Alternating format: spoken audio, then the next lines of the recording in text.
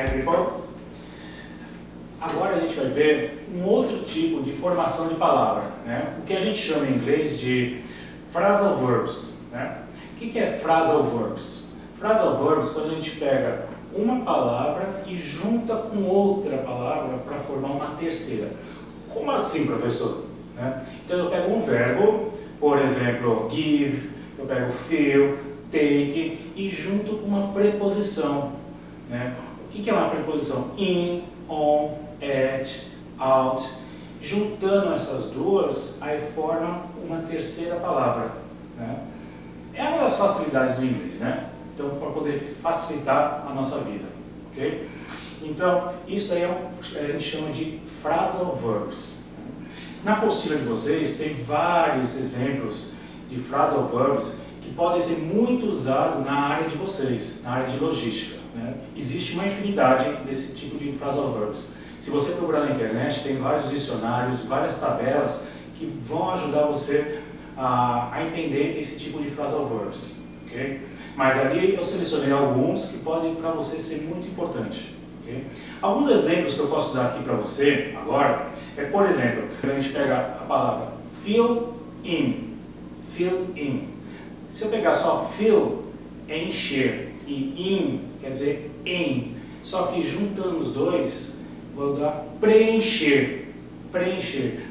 Por exemplo, please fill in this form. Né? Então, por favor, preencha esse formulário. Fill in, preencher.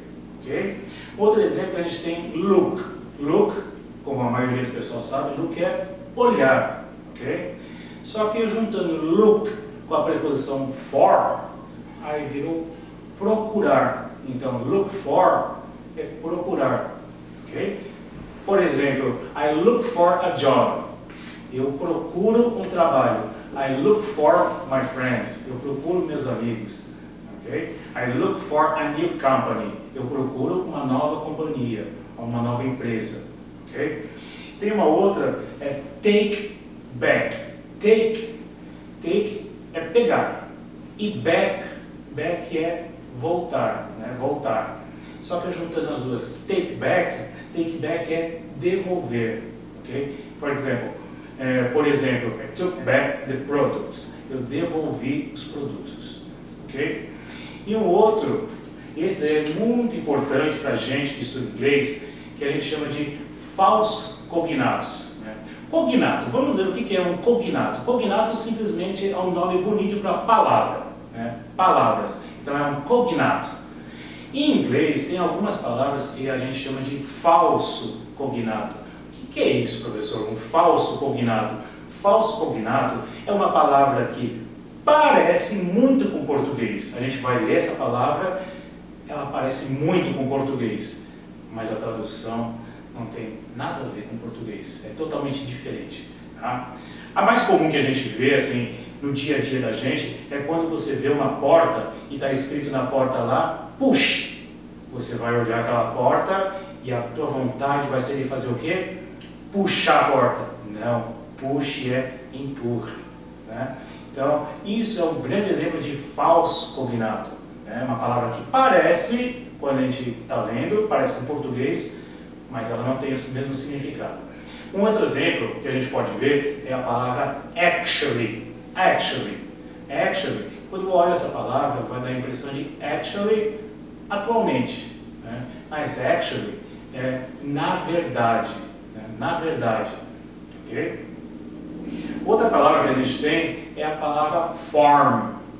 Form. Você olha de repente assim a palavra, a primeira coisa que vai vir na cabeça da gente, form, é a forma. Né? A forma. Mas o form é um formulário. Isso aí você vai usar muito em logística. Okay? You have to fill in this form. Então você tem que preencher esse formulário. Fill in this form. Preencher esse formulário. Form, formulário. Okay? E uma outra que eu quero deixar aqui, bem claro aqui como exemplo, é a palavra assign. Assign. Assign, você olha, a primeira coisa que vai vir na cabeça da gente, o que é? Assinar. Assinar, assign. Mas assign é designar alguma coisa. Né? Designar. So, my boss, meu chefe, my boss, assign me this job. Então, meu chefe designa o meu trabalho. Assign, designar. Ok? O mesmo procedimento dos phrasal verbs, esses daqui também tem a lista lá na apostila de vocês.